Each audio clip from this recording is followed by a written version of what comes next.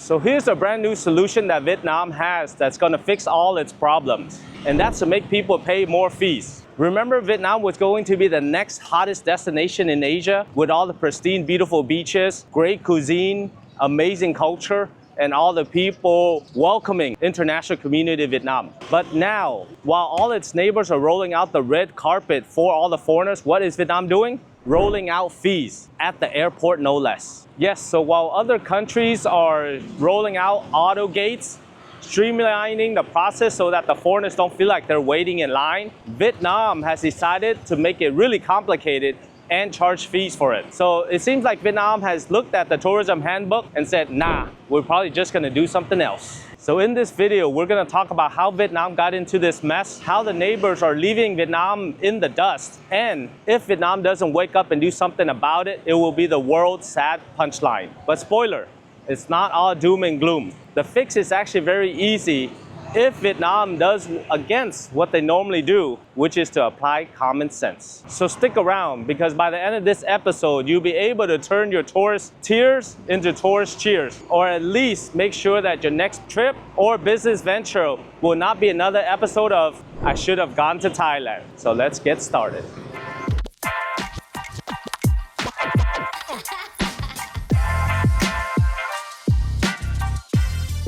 Hello, my name is Ken Duong, international business immigration attorney with over 15 years of experience helping foreigners to live, invest, and retire in Vietnam.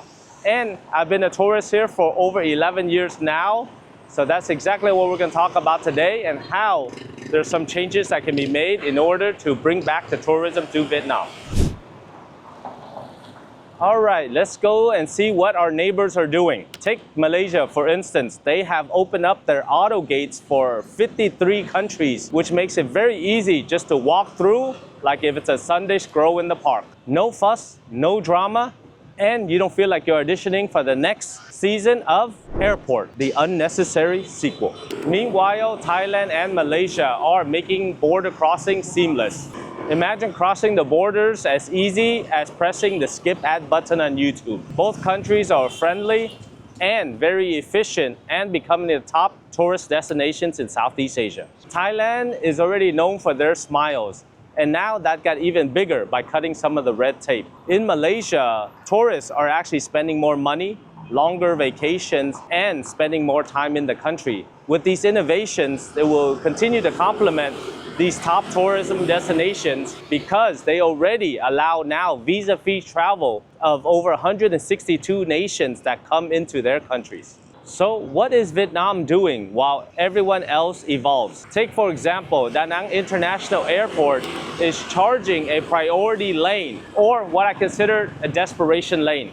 Yes, Vietnam's brilliant idea. We cannot fix the lines easily, so why don't we charge them extra to skip it? Imagine it's like going to the club and you give some extra money to the bouncer so they'll let you in. But instead of being the club, this is the actual airport. According to the notice sent to the airlines, the priority lane upgrade justifies the increase of $3.95 to use, not including the value-added tax. This reflects the unnecessary commercialization of essential airport services. These priority lanes were reserved for the elderly, the pregnant women, the children, and disabled individuals in order to get a fast track. Introducing fees for these standard airport services will set a precedent that will turn essential airport services into luxury commodities.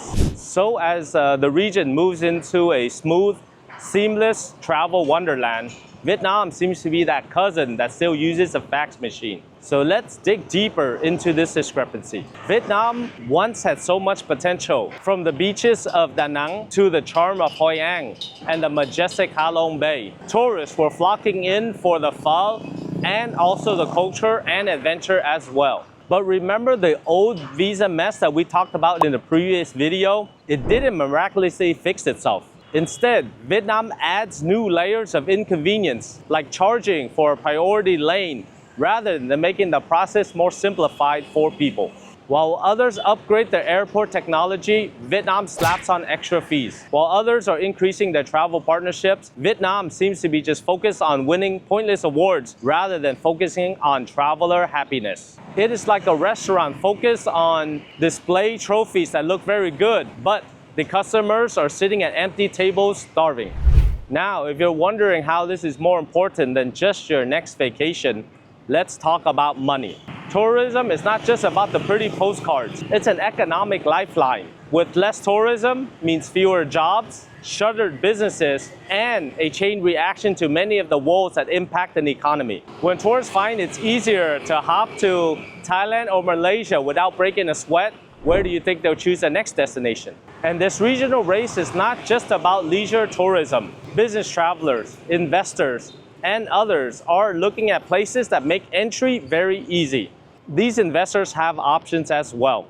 And they're not going to choose a place that makes them feel like they are applying for a top secret agent job just to buy a cup of coffee. Before we figure out how Vietnam's going to fix their tourism issues, 80% of you are not subscribed to our YouTube channel. That means 4 out of 5 of you are just coming for the hard-hitting, no-nonsense commentary, but not hitting that subscribe button. So it's kind of like going to a party, eating the snacks, drinking, chatting with everybody except for the host, and then just taking off. So don't be that person. Just like Vietnam needs tourists, we need subscribers to continue to do what we do. So all you have to do is take 2 seconds, click on that subscribe button, and continue to get all the information that you need about Vietnam. Now that we've gotten that off our chest, let's get back to how Vietnam can fix itself and get back into the game, in our opinion. Step 1. The word simplify may make some break out into hives, but it is necessary. Auto gates for everyone, streamlined visa processes, and transparent fees. This should be the norm, not the exception. Drop the weird charges, make the entry process smooth, and maybe, just maybe, the tourists will not feel like they have entered in a secret obstacle course. Step 2. Listen to the travelers. Thailand and Malaysia did not become the darlings of travel because they ignored the complaints. They listened, they adapted, and they changed their policies. Vietnam should not treat constructive feedback as a threat, but as an opportunity to improve its products. Tourists are basically customers. If they don't like a product, then they will shop elsewhere. Step 3. Brand building. Instead of chasing awards that mean nothing to the average tourist, building a brand image that screams, "Welcome, we love you here." The global travel community talks. They talk about the good and the bad. Have them share stories about how convenient Vietnam is, not stories about how they were forced to buy a priority pass in order not to miss their next connecting flight. Step 4. Regional integration. Vietnam should partner with its neighbors, not to be the odd one out, but jump on the bandwagon of seamless regional travel. Offer combined travel packages, align visa policies, and show that Vietnam can be a part of a greater Southeast Asian adventure without driving travelers insane. These are some of the potential fixes to Vietnam's tourism problem. We all love Vietnam and we want it to thrive. We would not be making these videos if we didn't care. But painting a rosy picture of Vietnam and saying everything is good does not help. Giving deliverable, actionable items, however, does. Now, let's bring it all together and look at the bigger picture. Vietnam has so much to offer. Vietnam has amazing culture, beautiful natural wonders, incredible food, and hardworking people. Many people want to come to Vietnam to explore, to visit, and to invest as well. But now, Vietnam's tourism framework appears to be an outdated puzzle with a few missing pieces. Every time a neighbor upgrades its tourism system, Vietnam's shortcomings shine brighter. Imagine the future where Vietnam's airport is run like a well-tuned machine, where visas are easy, fees are transparent, and the travelers are leaving with a smile instead of grimaces on their face. In that world, not only are tourists flocking in, but investors feel confident. More businesses means more jobs, better infrastructure, and a stronger economy that is better for everyone. From the farmer in the Mekong Delta to the entrepreneur that's in the Da Nang's tech scene. If Vietnam tourism keeps on screwing it up, then they will watch the parade pass by. But the parade has not passed by yet. There is still time. Vietnam can still wave its flag to show that it is welcoming tourists and it's doing its best. The key is acknowledging the problem and taking decisive steps to fixing it. Speaking of more jobs, this is how Vietnam can turn it around, and many companies, especially from the United States, can do their part. US companies have been eyeing Vietnam as being the manufacturing hub, setting up a factory in Vietnam or tapping into the 100 million consumer market. The logic seems very sound. Vietnam has a young workforce, relatively low cost of labor, and a strategic location. On paper, it looks great, but when reality sets in, just like the airport lines, if Vietnam cannot streamline its tourism policies, then how can foreign investors trust them with their entire supply chain? Sure, tourism and foreign investment are not the same thing, but there are a couple of underlying issues: efficiency, transparency, and the willingness to adapt. These things appear in both areas. Investors do not want to go through a jungle of unclear regulations. They want straightforward rules, predictable policies, and the feeling that a country understands how to welcome its investors, bring in money, and create jobs. And here's the upside. With the right help, setting up in Vietnam still makes sense. We help foreign investors get certificates, marriage certificates, investment license, visas, temporary residence cards, you name it, we can help you. We will cut through the red tape so that you don't have to. Imagine us as a machete-wielding guide that is going through the jungles of bureaucracy.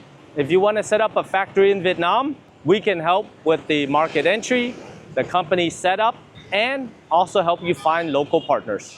If you want to move your supply chain to Vietnam, we can help with the entire process as well.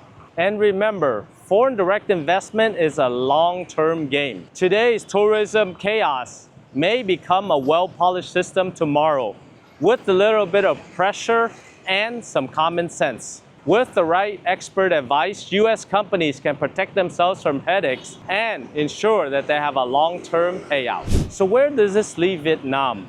Vietnam can still turn the story back and bring back the trust of the travelers and also have big investments in Vietnam. But the clock is ticking and the region is not slowing down.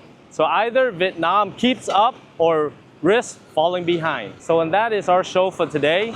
We have seen how Vietnam's tourism fiasco is hurting it, but we also gave solutions on how it can come back, bring back the tourists, being that destination, and also a place for foreign direct investment. Now that we give Vietnam a few steps to move forward, and if it doesn't take those steps, then at least we will not have a shortage of videos to talk about, which is Vietnam's tourism. So that is our video for today. Thank you very much for watching, but as always, make sure that you like our Facebook page, follow all of our social media, and click on the subscribe button as well as the bell for notification. So on behalf of Duong Global, my name is Ken Duong. Thank you very much for watching this episode, and I'll see you on the next one.